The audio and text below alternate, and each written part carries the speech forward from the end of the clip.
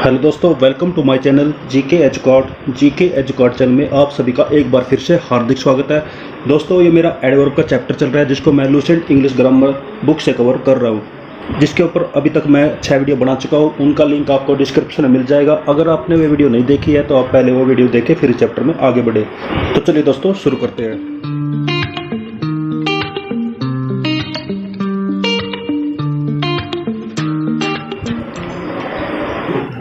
अब आ जाता है यूज ऑफ सिंस। सिंस का हम किस प्रकार से यूज करेंगे। रूल नंबर 1, सिंस का मीनिंग रहेगा तब से लेकर अब तक, या तब और अब के बीच में, यानी कुछ समय के बारे में बताया गया, वहाँ से लेके अभी तक के समय तक के बारे में सिंस बताता है। और इसको एज ए एडवर्ब यूज किया जाएगा, यानी कि पास्ट में किसी टाइम के बारे में यहाँ पे बताया गया, उस पास्ट टाइम से लेकर अभी तक के लिए हम सिंस का यूज करेंगे। प्रेजेंट परफेक्ट टेंस में इसका यूज किया जाता है और इसको सेंटेंस के लास्ट में यूज करेंगे। जैसे कि ही लेफ्ट स्कूल इन 1986, उसने 1986 में स्कूल को छोड़ दिया। आई have not seen him since, तो मैंने तब से लेकर अभी तक उसको नहीं देखा। She went to Mumbai last year and has return to her sister several times since, वह मुंबई लास्ट ईयर गई थी और तब से लेकर अभी तक वह कई बार लेटर लिख चुकी है। तो बीते हुए कुछ समय से अभी तक के समय के बारे में हम सिंस का यूज करेंगे। नेक्स्ट आ जाता है use of ever since. Ever since का मीनिंग क्या होता है। एवर सिंस का मीनिंग होता है तब से लेकर अब तक, सदा, तभी से। ये एक सब क्या एवर सिंस का मीनिंग है। इंग्लिश मीनिंग रहेगा from then, from something in the past up to now, तो पास्ट से लेकर अभी तक के समय के बारे में जो कि हमेशा घटित हुआ है।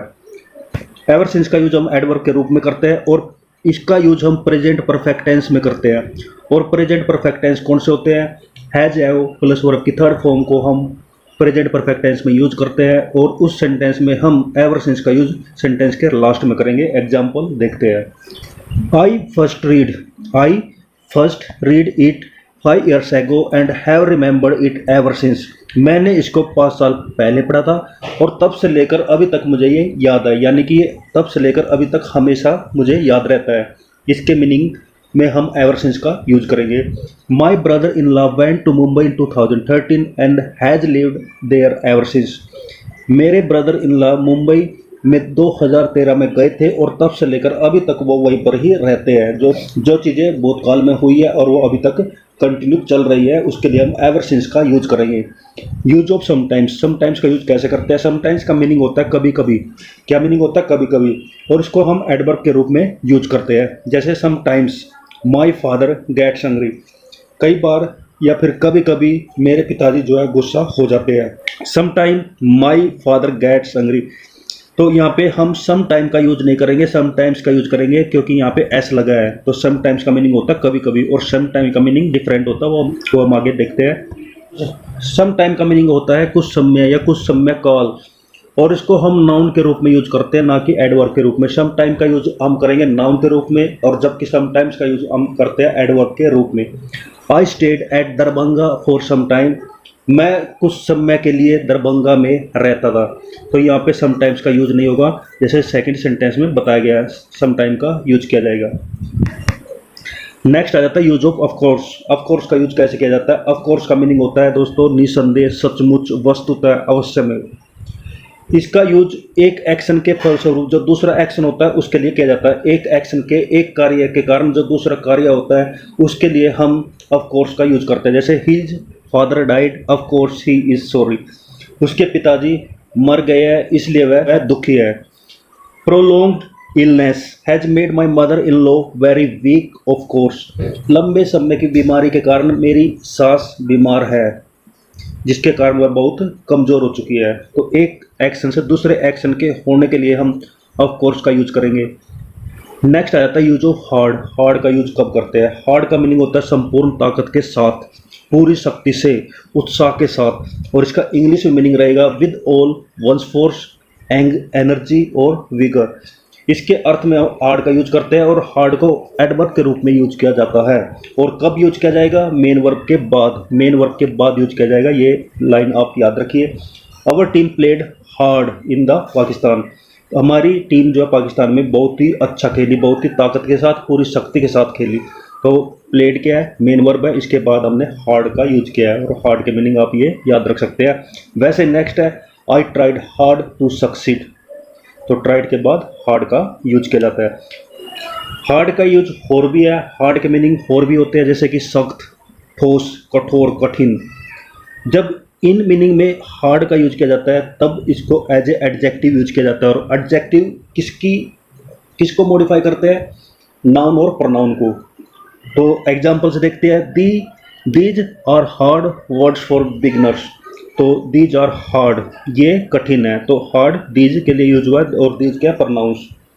तो हार्ड को जब हम इन मीनिंग्स के रूप में यूज करेंगे तब हम इसको एज ए एडजेक्टिव यूज किया जाएगा। और एडजेक्टिव किसकी विशेषता बताते हैं? नाउन या फिर प्रोनाउन की।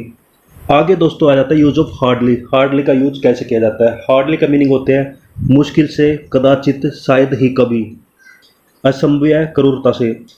इंग्लिश में इसके मीनिंग रहेंगे, हार्डली के जो सिनोनिम्स रहेंगे वो रहेंगे स्कार्सली, ऑलमोस्ट, नॉट, अनलाइकली, सिवरली। तो दोस्तों यहाँ पे जो हम वर्ड्स पढ़ा रहे हैं, जो हम वर्ड्स यहाँ पे रीड आउट कर रहे हैं, जो कि एडवर्ब्स है और कुछ एडजेक्टिव्स है, उनके यहाँ पर मीनिंग दिए गए हैं और साथ के साथ उनके सिनोनिम्स भी दिए गए हैं, जो कई बार कंपटीशन एग्जाम में पूछे जाते हैं। तो आप यहाँ एडवर्ब के चैप्टर को तो कवर कर ही रहे हैं, साथ के साथ आपके सिनोनिम्स की भी अच्छे से प्रैक्टिस हो जाती है। तो आगे देखते हैं। तो हार्डली का यूज इन मीनिंग्स के रूप में किया जाता है और इसको एडवर्ब के रूप में यूज किया जाता है। और इसका यूज कब किया जाएगा? मेन वर्ब से पहले। सेंटेंस के अंदर मेन वर्ब से पहले इसका यूज किया जाएगा। किसका? हार्डली का। लेकिन हार्ड का यूज कब होता था? मेन वर्ब के बाद। एग्जाम्पल है माई मदर इज हार्डली 50। तो यहाँ इज के बाद, इज क्या है? इज मेन वर्ब नहीं है, इज है ऑक्सिलरी वर्ब। ऑक्सिलरी वर्ब के बाद हार्डली का यूज किया जा सकता है, लेकिन मेन वर्ब से पहले किया जाएगा। यहाँ पे कोई मेन वर्ब नहीं है, इसलिए इसको इज के बाद यूज किया है।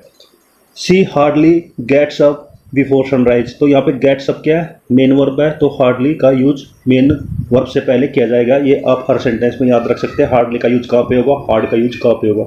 वैसे नेक्स्ट एग्जाम्पल आप देख सकते हैं। दोस्तों हार्डी, एक आ जाता है हार्डी। हार्डी का मीनिंग होता है साहसी, वीर, निर्भीक। और जब हम इन मीनिंग्स के रूप में हार्डी का यूज करते हैं तब इसको हम एज ए एडजेक्टिव यूज करते हैं, एडजेक्टिव के रूप में यूज करते हैं। जैसे एग्जांपल है a few hardy man reach the top of mountain. तो a few hardy man means साहसी लोग, वीर, बहादुर लोग। तो हार्डी का यूज हम किसके रूप में करते हैं? एडजेक्टिव के रूप में। नेक्स्ट आ जाता है ई वर्क्स हार्ड। इसका मीनिंग होता है वह उत्साह के साथ परिश्रम करता है, वह उत्साह के साथ काम करता है। ही वर्क्स हार्ड का मीनिंग होता है। जबकि ही हार्डली वर्क्स, इसमें इसका मीनिंग होता है मुश्किल से ही परिश्रम कर पाता है, वह बड़ी मुश्किल से काम कर पाता है। दोनों के मीनिंग से एकदम डिफरेंट है, एक दूसरे से अलग है। तो हार्डली एक नेगेटिव मीनिंग रखता है, हार्डली क्या रखता है? एक नेगेटिव मीनिंग रखता है। जब और हार्ड और हार्डली का एक दूसरे की जगह हम यूज नहीं कर सकते। तो दोनों के मीनिंग में डिफरेंस है, और एक एडवर्ब के रूप में यूज होता है, दूसरा एडजेक्टिव के रूप में यूज होता है। एक मेन वर्ब से पहले यूज होता है, एक मेन वर्ब के बाद यूज होता है। तो ये आप हार्ड और हार्डली में डिफरेंस याद कर सकते हैं। आगे बढ़ते हैं। Use of Fairlie. फेयरली का क्या मीनिंग्स रहते हैं? फेयरली के मीनिंग्स होते हैं सामान्य मात्रा में, न ज़्यादा न कम। तो इंग्लिश में इसके मीनिंग रहेंगे, इसके सिनोनिम्स रहेंगे एट ए मॉडरेट डिग्री या मॉडरेटली। और ये एक गुड क्वालिटी को एक्सप्रेस करता है। फेयरली क्या करता है? गुड क्वालिटी को एक्सप्रेस करता है। और इसको हम एडजेक्टिव के रूप में यूज करेंगे। एडजेक्टिव मीन्स ये किसकी विशेषता बताएगा? नाउन या प्रोनाउन की, संज्ञा या सर्वनाम की। He is fairly hopeful. तो फेयरली किसके लिए? ही के लिए यूज हुआ है, वह सामान्य रूप से आशावादी है। The man is fairly well. तो आप देख सकते हैं फेयरली का यूज एज ए एडजेक्टिव किया है, ना कि एडवर्ब के रूप में। आगे दोस्तों आ जाता है यूज ऑफ रादर। रादर का यूज हम कैसे करते हैं? रादर का मीनिंग होता है सामान्य मात्रा में, न ज़्यादा न कम, जैसे कि हमने पढ़ा था फेयरली में। लेकिन फेयरली का यूज होता है गुड क्वालिटी को एक्सप्रेस करने के लिए, लेकिन रादर का यूज किया जाएगा बैड क्वालिटी को एक्सप्रेस करने के लिए। दोनों के बीच में सिर्फ ये डिफरेंस है, और दोनों को हम एज ए एडजेक्टिव यूज करते हैं, फेयरली को भी और रादर को भी। इसके एग्जाम्पल है he was rather hopeless, she is rather ill. यहाँ पे एडजेक्टिव के रूप में रादर का यूज हुआ है, और ये किसको दर्शाता है? बैड क्वालिटी को। आगे दोनों के बीच में डिफरेंस बताया गया है, डिफरेंस देखते हैं। फेयरली और रादर में क्या डिफरेंस है? फेयरली जो है एक प्लेजेंट मीनिंग को दर्शाता है, एक इच्छित मीनिंग रखता है। रादर जो है अनप्लेजेंट मीनिंग दर्शाता है, अइच्छित, जिसकी इच्छा न की जा सके, एक नेगेटिव मीनिंग को दर्शाता है। फेयरली के बाद टू का प्रयोग नहीं किया जाता, जबकि रादर के बाद टू का प्रयोग कर सकते हैं। Fairlie plus adjective plus noun से पहले ए का प्रयोग किया जाता है। रादर एडजेक्टिव प्लस नाउन से पहले ए का प्रयोग होता है, लेकिन साथ के साथ रादर के बाद भी ए और एन का प्रयोग करके एडजेक्टिव प्लस नाउन को जोड़ा जाता है। दोनों के बीच में ये डिफरेंस है। आगे इनके एग्जाम्पल देखते हैं। एग्जाम्पल है ए फेयरली लवली गर्ल। तो यहाँ पे Fairlie plus lovely plus girl, ये क्या हुआ? ये हुआ फेयरली एडजेक्टिव नाउन, जिससे पहले हम ए का यूज कर सकते हैं, जैसे कि ऊपर के टेबल में हमने पढ़ा है। लेकिन ए रादर लवली गर्ल, ए का यूज नहीं करेंगे, रादर का यूज नहीं करेंगे। रादर का यूज क्यों नहीं करेंगे? क्योंकि लवली गर्ल क्या एक प्लीजेंट मीनिंग है, और लवली प्लीजेंट मीनिंग के लिए हम फेयरली का यूज करते हैं, ना कि रादर का। और नेक्स्ट है फेयरली ए लवली गर्ल। फेयरली के बाद हम ए का यूज नहीं करेंगे, रादर के साथ कर सकते हैं। ए रादर डिफिकल्ट प्रॉब्लम। अब डिफिकल्ट प्रॉब्लम क्या दर्शाती है? एक नेगेटिव मीनिंग को दर्शाता है, अनप्लेजेंट सिचुएशन को दर्शाता है, इसलिए हम ए रादर का यूज करेंगे, या फिर रादर के बाद ए का भी यूज कर सकते हैं, दोनों करेक्ट है। लेकिन फेयरली का यूज यहाँ पे नहीं किया जाएगा। क्यों नहीं किया जाएगा? क्योंकि ये एक अनप्लेजेंट कंडीशन है, सिचुएशन है। वैसे नेक्स्ट है फेयरली टू वाइज। तो यहाँ पे टू का प्रयोग नहीं किया जाएगा, फेयरली वाइज का सिंपल प्रयोग किया जाएगा। रादर के बाद टू का प्रयोग कर सकते हैं, लेकिन रादर बिना टू के प्रयोग नहीं होगा। आगे दोस्तों आ जाता है यूज ऑफ लेट। लेट का मीनिंग होता है देर करके या फिर देर से। लेट देर करके या फिर देर से, उचित समय के बाद, एक निश्चित समय के बाद के लिए हम लेट का यूज करते हैं। आफ्टर द यूजुअल टाइम, जो एक रूटीन में जो टाइम होता है उसके बाद कोई घटना घटती है या फिर कोई एक्शन होता है, तो उसके लिए हम लेट का यूज करेंगे। और लेट का यूज हम एडवर्ब के रूप में करते हैं। किसके रूप में करते हैं? एडवर्ब के रूप में करते हैं। इसको हम तीनों तरह के टेंस में यूज कर सकते हैं। किसको? लेट को। प्रेजेंट टेंस में भी, पास्ट टेंस में भी, फ्यूचर टेंस में भी। राजधानी एक्सप्रेस कम्स लेट। तो राजधानी एक्सप्रेस जो है लेट आती है, देरी से आती है। ये एक यूजुअल सिचुएशन है, ये एक रूटीन की घटना है। द राजधानी एक्सप्रेस केम लेट। तो यहाँ पे सेकंड फॉर्म का यूज हुआ है, जो कि पास्ट टेंस को दर्शाता है, जिसका मीनिंग रहेगा राजधानी लेट हुई थी या लेट थी। नेक्स्ट आ जाता है द राजधानी एक्सप्रेस विल कम लेट। राजधानी एक्सप्रेस लेट आएगी, ये क्या दर्शाता है? फ्यूचर टेंस को दर्शाता है। आगे दोस्तों late at night. Late at night दिया गया है। लेट एट नाइट का प्रयोग किया जाता है सेंटेंस के अंदर। लेट एट नाइट का यूज होता है, ना कि लेट नाइट का यूज होता है या फिर लेट इन द नाइट का यूज होता है। तो ये आप याद रखिए, लेट नाइट और लेट इन द नाइट का यूज कभी नहीं होता, उसको बोला जाता है late at night. My wife often watch television until late night. तो लेट नाइट का यूज नहीं होगा, और ना ही इन द नाइट का यूज होगा। लेट इन द नाइट का यूज होगा। किसका यूज होगा? Late at night. Late at night. Late का प्रयोग देर से, अंत में, आखिर में, हाल के रूप में करते हैं। ये मीनिंग है लेट के, देर से, अंत में, आखिर में, हाल का। आफ्टर द राइट टाइम और इन द टाइम या फिर रिसेंट के अर्थ में लेट का यूज करते हैं, और तब हम इसको एडजेक्टिव के रूप में यूज करते हैं। लेट का यूज एडजेक्टिव के रूप में करते हैं। The Taj express is late by 10 minutes. Taj express जो 10 मिनट्स देरी से थी, तो यहाँ पे देरी से के लिए लेट का यूज हुआ है, जो कि एडजेक्टिव के रूप में यूज हुआ, ना कि एडवर्ब के रूप में। He met her in the late afternoon. वह दोपहर बाद उससे मिला। He we have seen the late political development in Bihar. तो आप यहाँ पर देख सकते हैं लेट का यूज एडजेक्टिव के रूप में किया गया है। लेट का यूज हम पिछले के रूप में भी करते हैं। पिछले मतलब कोई व्यक्ति पद पे रहा हो, तो उसके लिए हम पिछला के लिए हम लेट का यूज करते हैं, जिसका मीनिंग रहेगा farmer, recent and still living, लेकिन अभी जिंदा है। पहले कोई व्यक्ति किसी पद पर था, वो अभी तक जिंदा है। जैसे कि mister Atal Bihari Vajpayee was the late prime minister of India. Atal Bihari Vajpayee पिछले प्राइम मिनिस्टर थे, तो इसमें हमने लेट का यूज किया है, और इसको हम एडजेक्टिव के रूप में यूज करते हैं। नेक्स्ट आ जाता है लेट का यूज हम पिछले के रूप में करते हैं, फॉर्मल और रिसेंट, नॉट लिविंग के रूप में भी करते हैं। तब हम इसको एडजेक्टिव के रूप में यूज करते हैं। जैसे सरिता वाज हिज लेट वाइफ। सरिता जो है उसकी वाइफ थी, मतलब वो मर चुकी है।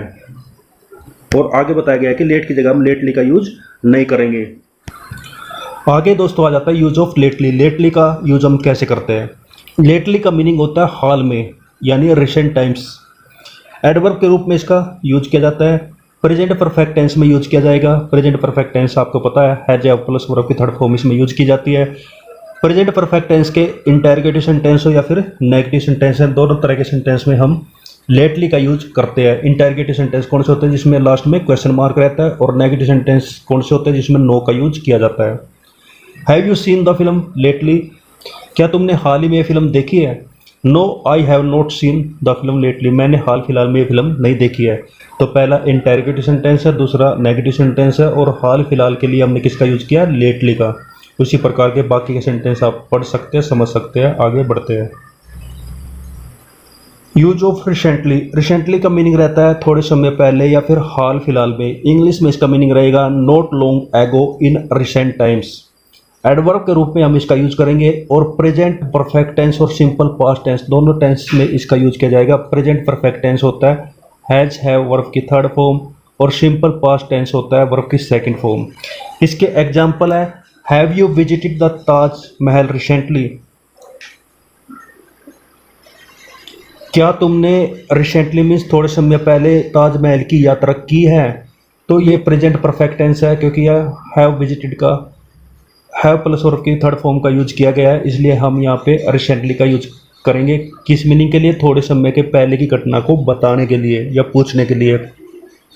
Recently someone told me that the fire was caused by A cigarette. तो यहाँ पर आप देख सकते हैं टोल्ड, तो वो क्या हुआ? वर्ब की सेकंड फॉर्म हुई, जो कि सिंपल पास्ट टेंस को दर्शाती है, और क्योंकि यह हाल फिलहाल की घटना के बारे में बात हुई है तो यहाँ पर हम रिसेंटली का यूज करेंगे।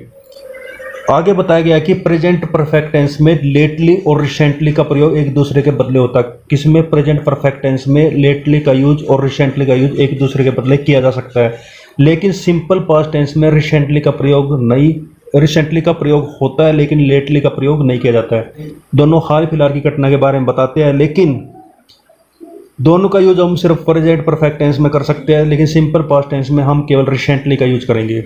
जैसे एग्जांपल है have you visited the Taj Mahal lately? तो यहाँ पर हम, क्योंकि हैव प्लस वर्ब की थर्ड फॉर्म है, यहाँ पर लेटली का यूज कर सकते हैं, ये करेक्ट है। तो दोस्तों मैं आपको बता देना चाहता हूँ, इस तरह के इसमें बहुत सारे मीनिंग्स दिए गए हैं, बहुत सारे वर्ड्स दिए गए हैं, जिनके मीनिंग्स के साथ उनको हम किस सेंटेंस में यूज करते हैं बाकी के चैप्टर में बताया गया है। तो अगर हम सब कवर करना चाहेंगे तो कम से कम 5-6 वीडियो और बन सकती है, जो कि इस चैप्टर को लेंथी बना देती है। ये सिर्फ एक रीडिंग आउट है, तो ये आप खुद से रीड आउट करके इनको देख सकते हैं। तो बाकी मेन जो एडवर्ब का जो मेन चैप्टर है, मेन चैप्टर का जो बेसिक इन्फॉर्मेशन है वो मैं आपको दे चुका हूँ।